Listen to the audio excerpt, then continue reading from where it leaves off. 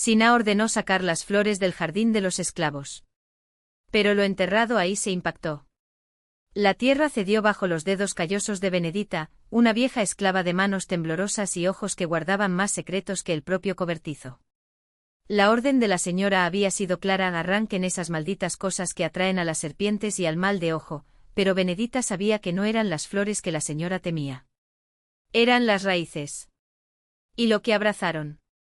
El primer golpe de la azada sonó hueco, como si el suelo fuera una vasija de barro vacía.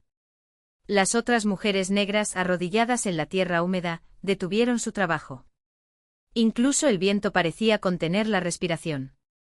Benedita escupió en sus palmas y cavó más profundamente, le dolían los huesos por el esfuerzo. Entonces, la hoja de hierro golpeó algo duro. No era piedra. Era madera. Madera tallada con surcos que los dedos de Benedita reconocieron incluso a través de la tierra compactada, los mismos tallados que su madre había hecho en la cuna de su primer hijo, quien murió antes de cumplir un año. Un inquisi protector, tallado de noche a la luz de velas de sebo, mientras el capataz dormía borracho. Santa Madre, susurró María Joana, la más pequeña, santiguándose apresuradamente. Benedita no rezó. Ella cavó. El cofre emergió gradualmente cubierto de telarañas y con un olor dulce y podrido, como fruta madura dejada al sol. La tapa crujió al abrirse, dejando al descubierto un montón de trapos sucios. Dentro, envueltos en esteras de bambú, estaban los huesos. No uno sino muchos, pequeños, blanqueados por el tiempo, algunos todavía con dientes de leche. Y entre ellos un collar de cuentas azules, el mismo que había llevado Benedita hasta el día en que el capataz se lo arrancó del cuello, acusada de brujería. Son los niños, dijo con la voz ronca como una hoja seca. Los que la señora enterró aquí. Nadie preguntó cómo lo sabía. Todos lo sabían. La joven, tan devota los domingos, tenía la costumbre de perder a los niños pequeños de los esclavos recién entregados, demasiado débiles para trabajar, dijo el médico francés que visitó la casa grande. Pero los cuerpos nunca llegaron al cementerio de los inocentes. Terminaron allí en el macizo de flores que la señora regaba personalmente, todas las tardes, con agua bendita robada de la pequeña iglesia. Ella come su tierra, murmuró Teresa, la cocinera, con los ojos brillantes de odio. Por eso las flores se ponen tan rojas. Benedita cerró el cofre con cuidado, como si los huesos aún pudieran romperse. Luego miró hacia el cielo, donde las nubes se estaban acumulando pesadamente, prometiendo una tormenta. Hoy comemos primero, dijo. En la cocina, mientras la señorita bebía su té de manzanilla con miel, Teresa molía las raíces de las flores arrancadas y las mezclaba con harina de angú. Benedita sirvió a su señora con una sonrisa y sus dedos temblaban un poco. Y cuando la primera cucharada tocó los labios de la señora, el viento aulló afuera, como la risa de un niño. Esa noche la casa grande ardió en llamas azules.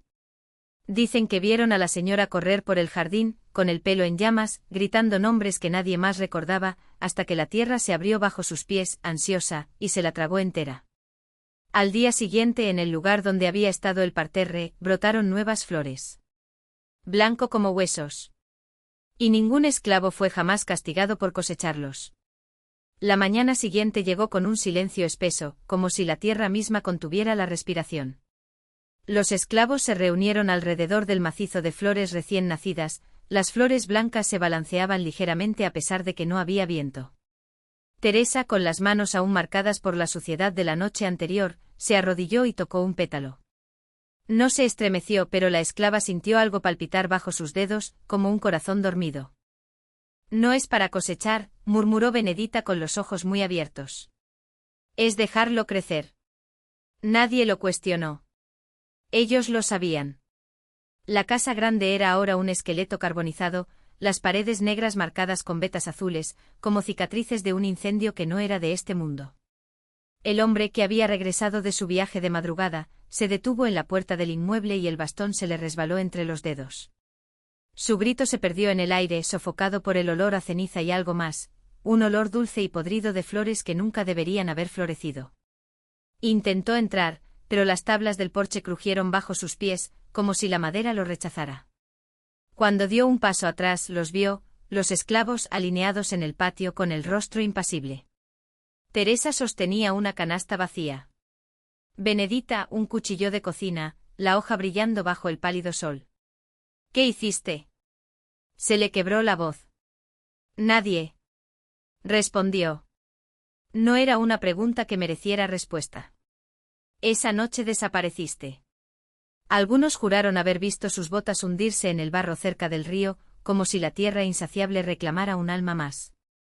Otros decían que corrió loco hacia el bosque perseguido por susurros que solo él escuchaba. Crecieron flores blancas. Se multiplicaron. Y cuando la luna llena iluminó el macizo de flores, sus pétalos se abrieron por completo, revelando en el centro de cada uno un pequeño hueso, delgado como el de un pájaro, blanco como la primera sonrisa de un niño. Los esclavos no recogieron las flores. Pero cuando el capataz de la finca vecina apareció, látigo en mano, para quejarse de los negros fugitivos que supuestamente se escondían allí, Teresa se limitó a señalar la obra. «Puedes aceptarlo», dijo. «Pero solo uno».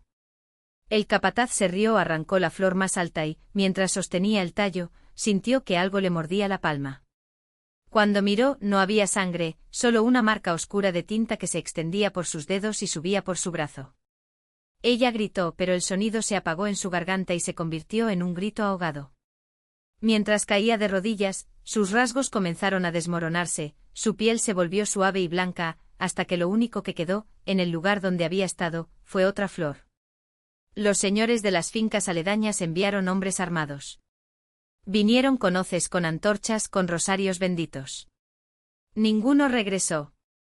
Algunos fueron encontrados días después tirados entre las flores, con sus cuerpos intactos pero sus ojos reemplazados por pétalos.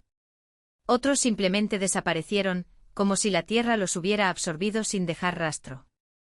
Con el tiempo se corrió la noticia, la granja maldita, donde las flores se comían a los hombres. Donde las mujeres negras caminaban con la cabeza en alto y nadie se atrevía a levantarlas con un látigo. Donde por las noches se escuchaban cantos bajos, en idiomas que nadie más hablaba, y el sonido de pies descalzos bailando sobre la tierra húmeda. Años más tarde, cuando la abolición llegó en papeles amarillentos, firmados por manos que nunca se ensuciaban los dedos, las mujeres de la antigua granja ya no estaban. El lecho de flores blancas también había desaparecido, como si nunca hubiera existido.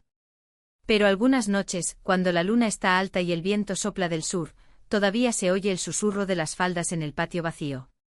Y si prestas atención, con mucha atención, verás entre las sombras pétalos que caen de la nada, ligeros como lágrimas de un recuerdo que la tierra no dejó morir. La primera vez que Elías vio los pétalos fue en una noche de luna llena, cuando el viento cortaba los cañaverales como una cuchilla. Había regresado a la granja abandonada después de 20 años, cargando solo con una mochila gastada y el peso de un nombre que ya nadie pronunciaba. El lugar estaba en ruinas, las paredes de las dependencias de los esclavos, antes blancas de cal, ahora mostraban manchas negras como heridas abiertas. El molino, que alguna vez rugió bajo el sudor de los esclavos, no era más que un esqueleto de madera podrida. Pero fue en el patio, donde la tierra parecía más oscura y húmeda que el resto de la propiedad, donde Elías se detuvo. Algo brillaba entre sus pies. Se agachó, pasó los dedos por el suelo y sintió el suave tacto de unos pétalos blancos, frescos como si los hubieran arrancado en ese momento. Allí no había flores. No había nada más que la tierra desnuda y el olor dulce y pesado que se elevaba desde el suelo, como si el recuerdo mismo del lugar exudara perfume. Elías recogió un pétalo entre sus dedos y, cuando se lo acercó a la nariz, sintió un escalofrío recorrer su espalda. El olor le resultaba familiar, demasiado familiar. Era el mismo olor que impregnaba la ropa de su madre cuando regresaba del parterre prohibido, el que las mujeres de los barrios de esclavos cultivaban en secreto, regando con agua y susurrando. Recordó el día en que el capataz la arrastró del brazo, gritando sobre brujería, mientras las otras mujeres miraban en silencio, con los ojos brillando como brasas. Su madre no lloró. Él simplemente sonrió como si supiera algo que los demás no podían ver. Esa noche Elías, entonces niño, se asomó por la rendija de la puerta y vio a las mujeres reunidas en el patio, balanceándose sus cuerpos al ritmo de una canción que no era de esa tierra, ni de esa época. Y en el centro, donde la luna dibujaba un círculo plateado, las flores blancas se abrían solas, lentamente, como bocas hambrientas. Ahora, décadas después, Elías sentía el mismo miedo gélido que entonces. Pero también algo más, una atracción repugnante, como si esos pétalos fueran los dedos de una mano que lo llamaban a bajar. Se arrodilló, presionando sus palmas contra la tierra, y luego escuchó un susurro. No ni uno, sino varios. Voces femeninas entrelazadas, cantando en un idioma que su cuerpo reconocía, aunque su mente no entendía. El viento trajo el crujido de las telas, el sonido de pies descalzos golpeando el suelo húmedo, y Elías cerró los ojos. Cuando los abrió, el patio ya no estaba vacío. Las mujeres danzaban en círculo y sus vestidos andrajosos se agitaban como alas de cuervo. Sus cabezas, antes inclinadas por la fuerza del látigo, ahora se erguían, coronadas por flores blancas que parecían brotar directamente de sus cabellos. En el centro destacaba una figura, una mujer alta, de piel tan oscura como la noche sin luna, con los brazos extendidos hacia el cielo. Su rostro era el de su madre, pero tampoco lo era. Eran todos los rostros a la vez, el de la mujer que amamantó a Elías en secreto mientras trabajaba en la finca, el de la anciana que enseñaba a los niños a masticar raíces para no tener hambre, el de la niña que se arrojó al río con su hijo a la espalda cuando supo que la iban a vender.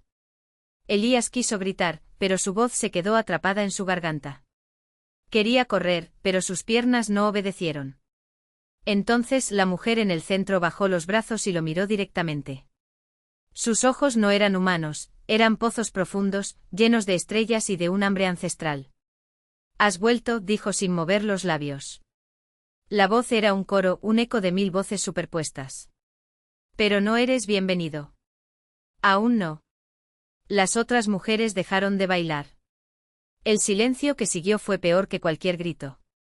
Elías sintió los pétalos pegarse a su piel, calientes como la sangre, y cuando intentó arrancarlos, vio que ya estaban enraizados en sus muñecas, recorriendo sus brazos como venas blancas. «La tierra recuerda», continuó la mujer, mientras los demás se acercaban, con los dedos largos y delgados como raíces. «Y tiene hambre. No carne. De memoria. Lo olvidaste, hijo». «Olvidé lo que hicieron aquí». «¿Qué les dejaste hacer?» Elías intentó defenderse, pero las manos de las mujeres ya lo rodeaban, tirándolo hacia abajo, hacia el lugar donde las flores se comían a los hombres. Donde la tierra no perdonó. Donde los huesos de aquellos que cayeron sin luchar todavía gimían bajo la superficie, esperando que se tragara otro cuerpo más. Cuando salió el sol, no había nadie más en el patio. Solo un rastro de pétalos blancos secándose al sol y, en el centro, un profundo agujero en la tierra, tan negro que parecía absorber la luz. Más tarde, cuando los trabajadores de la planta cercana pasaron por allí, juraron haber escuchado cantos provenientes de debajo de la tierra. Un cántico que sonaba a risa. Como alivio.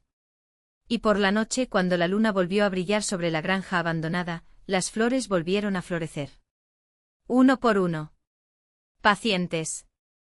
Hambriento. Espera.